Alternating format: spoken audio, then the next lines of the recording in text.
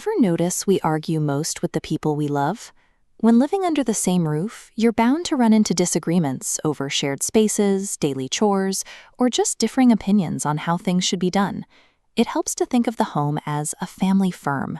Running a household requires a lot of the same coordination and effort as managing a small business or coaching a sports team. For any firm to succeed, the team members need a general agreement on their values and their ultimate goals. Everyone has to understand their specific role and do their part well for the whole operation to run smoothly. The Apostle Paul understood this dynamic. In his letters to the Colossians and Ephesians, he lays out a practical, ancient roadmap for how a Christian household functions best. When everyone in the house stops looking at their relationships as a competition for control and starts viewing them as a collaborative team, the everyday chaos turns into a unified operation. Let's look at the leaders of this team. Husbands and wives. People sometimes quote Paul's instruction for wives to submit to their husbands, and they stop right there, assuming he means the husband is a dictator. But Paul adds that a wife's primary loyalty is to the Lord. Her individuality isn't meant to be swallowed up by her husband's demands. Instead, a healthy Christian marriage operates on mutuality. Paul says a husband must love his wife the way Christ loved the church, sacrificing his own desires and putting her best interests first. Important decisions are thought through and made together as a couple. Then there are the junior members of the firm, the children. They have a vital role to play too. Paul says their primary responsibility is to obey their parents, and from an early age, they can start contributing to the daily tasks that keep the household running. But that obedience requires safe, steady leadership. Paul specifically warns parents, particularly fathers, not to provoke or discourage their children. A father's consistent spiritual example has a profound impact on whether his children continue to grow in their faith into adulthood. Of course, not all earthly fathers have been good role models. Many have caused deep damage. In those situations, looking to God as our perfect heavenly Father provides a necessary pathway to healing. When the leaders of the family demonstrate sacrificial love and mutual respect, they build a secure environment. In that space, children naturally learn how to thrive and contribute to the team.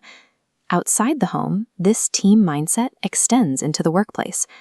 In the first century, the early church navigated the strict legal framework of the Roman Empire, an economy heavily reliant on legal slavery.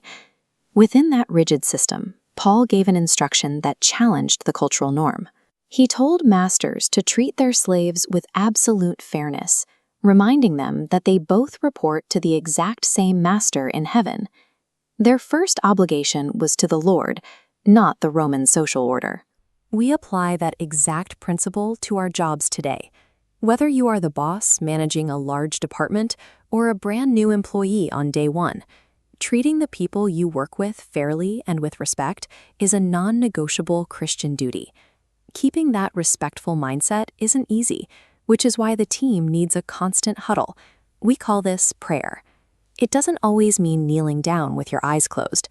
It is a continuous, silent conversation with God as you go about your busy day. Paul asks the Colossians to pray earnestly and to stay vigilant. He even asks them to pray that God would give him the clear, precise words he needed to share his faith with others. By treating your coworkers with dignity and keeping that silent loop of prayer open, you connect the ordinary, everyday grind directly to the power of heaven. All of this internal work matters because the outside world is watching. Paul calls this walking in wisdom. People who don't share your faith will judge its value based entirely on how you act toward them. He focuses heavily on how we talk, writing in Colossians chapter 4 that our speech should always be gracious and seasoned with salt. In modern slang, being salty means acting bitter or upset, but biblically, salty speech means the exact opposite.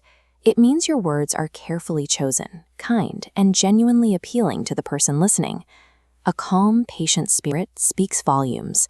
When you show simple kindnesses to your neighbors, it proves to them that your religious profession is actually genuine. That intentional, graceful communication is the public face of your faith. It shows everyone looking in from the outside that your internal family firm is healthy, active, and working exactly as it should. This entire approach to living together is beautifully summarized by the 19th century author Ellen G. White. She wrote that a home operating on these biblical principles actively cultivates love and sympathy rather than repressing it. When every single member, from a 6-year-old child up to the oldest adult, understands their role and cheerfully bears their share of life's burdens, the home truly becomes a little heaven on earth. So let's think about how to apply this to our own teams. First, if you are married, what specific principles have helped your relationship thrive? And what advice would you give to someone preparing for the inevitable challenges of marriage? Second, many loving parents raised their kids in a fine Christian home, only to see those adult children reject the faith later on. How can your church community provide comfort to those parents? And what is better left unsaid?